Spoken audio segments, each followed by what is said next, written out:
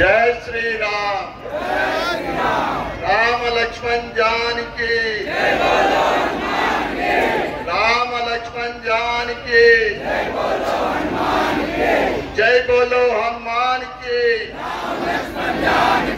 जय बोलो हनुमान की। जय श्री राम। अंदर की తమ్ముళ్ళు బాగా జోష్గా ఉన్నారు. శ్రీరామనవమి శుభ సందర్భంగా ఆదిశక్తి యూత్ ఆధ్వర్యంలో విఠలేశ్వర మందిర్ నుంచి ప్రారంభమైన రాముడి ఊరేగింపు ఈ కార్యక్రమంలో పాల్గొన్న ప్రతి ఒక్క హిందూ అన్నదమ్ములందరికీ కూడా అక్క చెల్లెలందరికీ కూడా శ్రీరామనవమి శుభాకాంక్షలు శుభాభినందనలు.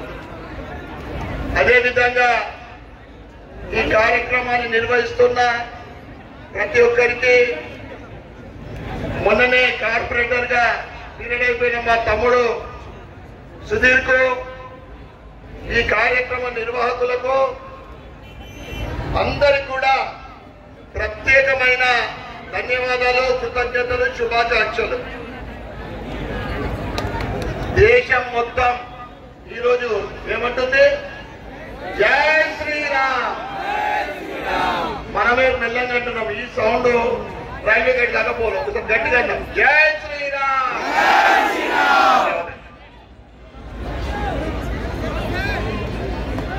రామనవమి సందర్భంగా అంటే మన హిందూ ధర్మం ఎంత గొప్పదంటే, ఎంత బలమైందంటే, దాంట్లో ఉన్న పవర్ ఎంత శక్తివంతమైందంటే, అప్పుడు ముస్లింలు అన్ని ప్రముఖ ఆలయాలను ధ్వంసం చేసింది. మళ్ళీ ఇప్పుడు ఏమైతా ఉంది? 500 సంవత్సరాల నిరీక్షణ తర్వాత 1.5 సంవత్సరాల క్రితం అయోధ్య రామమందిరం ఎట్లా ఉంది? మొత్తం కూడా వెలుగుతా ఉంది. అదేవిధంగా మహాకాల్ ఆలయం, మరి మనం కూడా మన ఆలయాలని అభివృద్ధి చేసుకుంటాం కదా. కిల్లా రామాలయం కూడా వారు ధ్వంసం చేసింది, దాన్ని కూడా అభివృద్ధి చేసుకుందామా?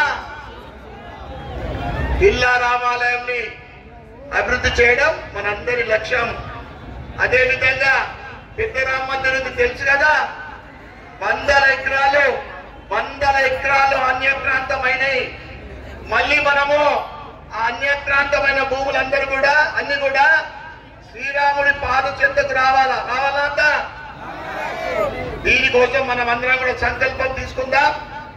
రాబోయే రోజులు మొత్తం కూడా అంటే గత 11 సంవత్సరాల నరేంద్ర మోడీ పరిపాలన తర్వాత దేశమంతా కూడా మన ప్రాచీన సంస్కృతి సాంప్రదాయాలు హిందుత్వానికి ముందుకు సాగుతా ఉంది.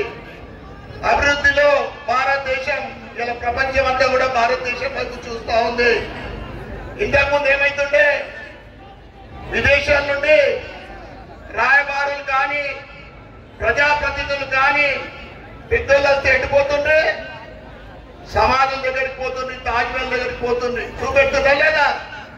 మన వాళ్ళు ఇంతకు ముందు ఉన్న గవర్నమెంట్ వాళ్ళు తాజ్మహల్ లేదు. ఇప్పుడు ఏ విదేశీ అధికారులు వచ్చినా రాయబారులు వచ్చినా సరియు నదిలో స్నానం చేస్తున్నారు, అయోధ్య రాముడి దర్శనం చేసుకుంటున్నారు.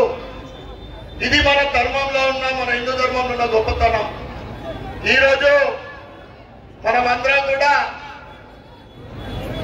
సనాతన ధర్మం గురించి, సనాతన ధర్మ పటిష్టత కోసం మనమందరం కూడా పనిచేద్దాం.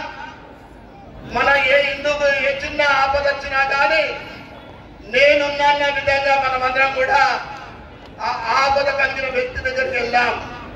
మన ఐక్యతగా ఉంటాం, ఐక్యతని చాటుకుందాం. ఈరోజు కొద్దిగా ఇది మా యువకులందరూ కూడా ట్రయల్. మళ్ళీ శనివారం నాడు ఏమవుతుంది? జై హనుమాన్. అందరం కూడా మన హిందూ శక్తిని ప్రదర్శిస్తాం. అదంతా ఒకటే ర్యాలీ ఉంటుంది. మనందరికి తెలిసిన విషయమే.